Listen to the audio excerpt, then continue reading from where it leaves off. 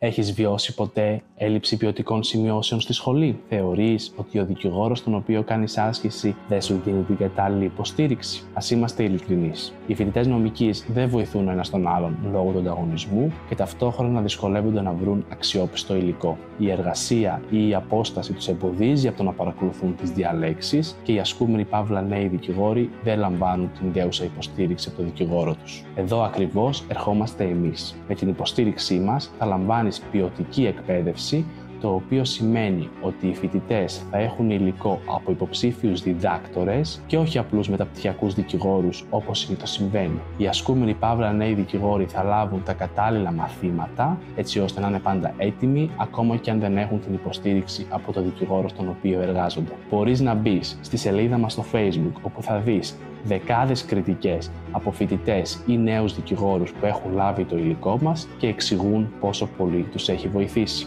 Γίνοντας μέλος στην πλατφόρμα μας, θα γραφτείς σε μια κοινότητα με τους συναδέλφους και τους συμφοιτητές σου, όπου θα μπορείς να αλληλοβοηθιέσαι και να δηλώνεις και τις ανάγκες σου. Δεν θα είναι άλλη μια ομαδική στα κοινωνικά δίκτυα όπου ένας μιλά και όλοι οι υπόλοιποι είναι ανενεργοί. Θα δοθούν τα κατάλληλα κίνητρα έτσι ώστε όλα τα μέλη να είναι ενεργά. Τώρα, αν θέλεις να μην παρακαλάς για σημειώσεις, να μην χρειάζεται να πηγαίνεις σε όλες τις διαλέξεις και να μην έχεις ανάγκη το δικηγόρο στον οποίο εργάζεσαι, κάνε εγγραφή στο newsletter μας, όπου θα δεις και μόνος σου το υλικό μας και να αποφασίσεις αν τα προγράμματά μας ταιριάζουν στις ανάγκες σου.